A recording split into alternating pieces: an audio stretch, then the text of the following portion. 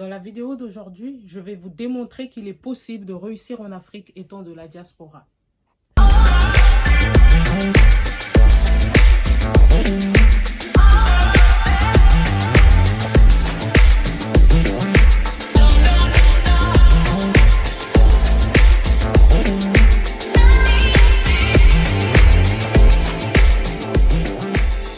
Hello, welcome back to my channel. Please, if you are new here, don't forget to like, share, comment and subscribe. En général, les femmes de l'Occident ont des réticences à l'idée de voir leurs hommes aller investir en Afrique. Ce grand homme avec un grand H nous a prouvé le contraire. Je vous présente Monsieur Crépin Boti-Poiti, le créateur et fondateur de la marque Soleil d'Afrique. Une pâte d'arachide made in Pointe-Noire avec des produits locaux. Un entrepreneur qui recherche l'excellence et participe au développement du continent africain. Promoteur de la pâte Soleil d'Afrique, il se lance dans l'aventure entrepreneuriale en laissant femmes et enfants et s'affirme comme génie en innovant dans l'agroalimentaire.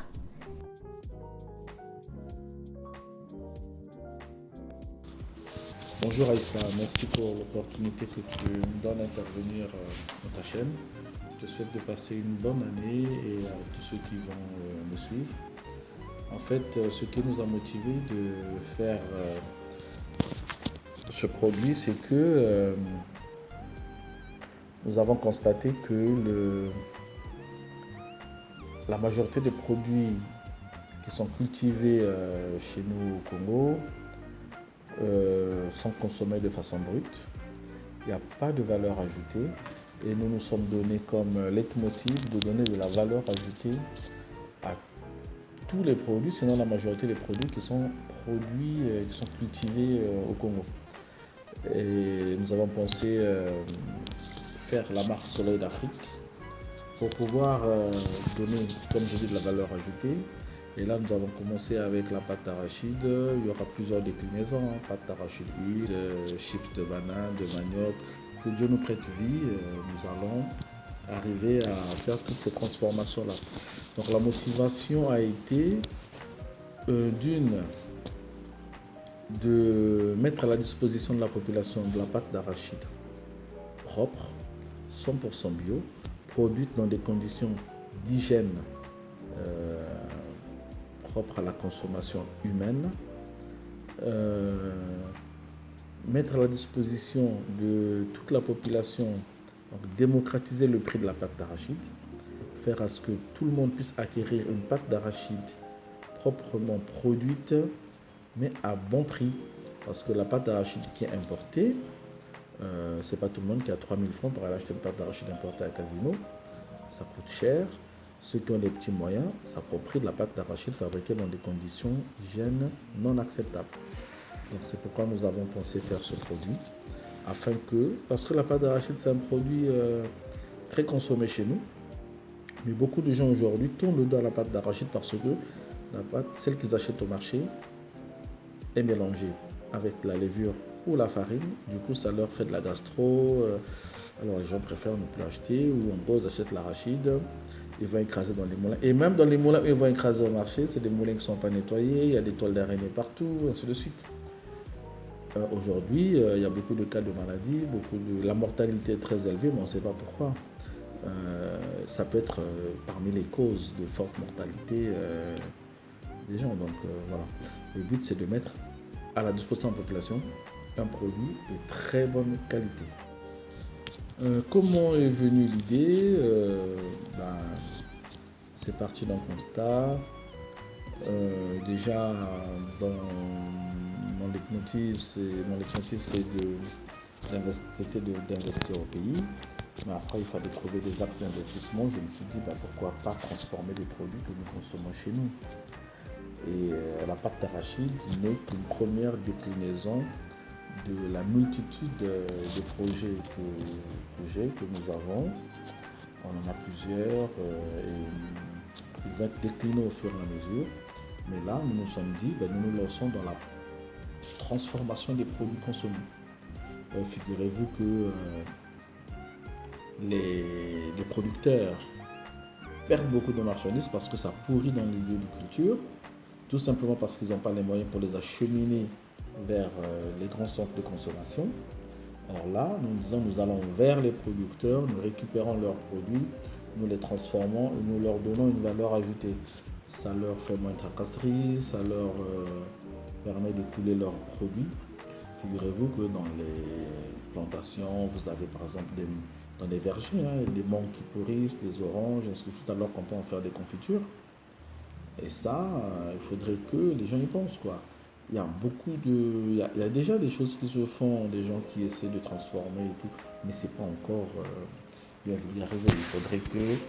Il faut qu'on arrête de consommer à l'état brut les produits. Ça peut faire 10 à 15% de ce qu'on produit, mais la majeure partie doit être transformée. Au lieu que ça puisse périr et puis les producteurs se découragent et ne produisent plus. Son objectif est de montrer que le Made in Pointe-Noire a de la valeur.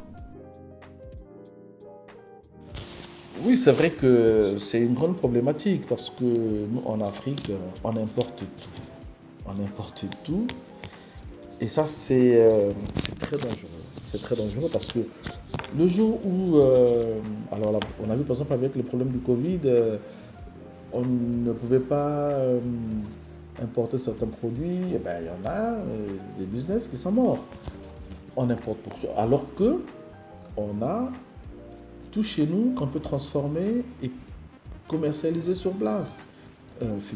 Figurez-vous un peu le chocolat. Le chocolat ne pousse pas en Europe, mais il est produit en Europe et revendu en Afrique. Il y a quelque chose qui va pas là. Alors qu'on a du cacao chez nous, on peut le transformer. Voilà. Donc cette problématique, c'est une très grande problématique. Il faut qu'on arrête, enfin, qu'on réduise les produits d'importation. On doit pouvoir transformer chez nous les produits que nous cultivons chez nous. Et ceux qu'on n'a pas chez nous, on peut les importer. Ce n'est pas normal qu'on puisse importer du chocolat, du café, de la pâte d'arachide. On arrive à importer de la pâte d'arachide. Il y a quelque chose qui ne va pas là. Donc il faut vraiment que, mais c'est vrai, la question posée est la bienvenue. Il faut vraiment qu'on puisse se pencher là-dessus, que plusieurs personnes, c'est vraiment un appel que je lance à tous ceux qui ont les moyens, tous ceux qui ont un peu d'argent. C'est des petites unités de transformation, on n'a pas besoin d'avoir de grosses usines, des petites unités de transformation. On peut transformer des produits que nous consommons chez nous. Faisons une petite incursion dans cette petite unité de production des produits Soleil d'Afrique. Dans cette petite unité de production, plusieurs tonnes d'arachides issues des plantations ponténégrines sont ainsi transformées chaque jour. Les matières premières sont locales, elles viennent des villages Vili comme Luango, Madingokai, Yinda, Kakamweka. En plus, ça développe une grande chaîne de valeur qui permet aux agriculteurs de vivre. Car ce n'est qu'en transformant localement que l'entrepreneur peut apporter de la valeur ajoutée.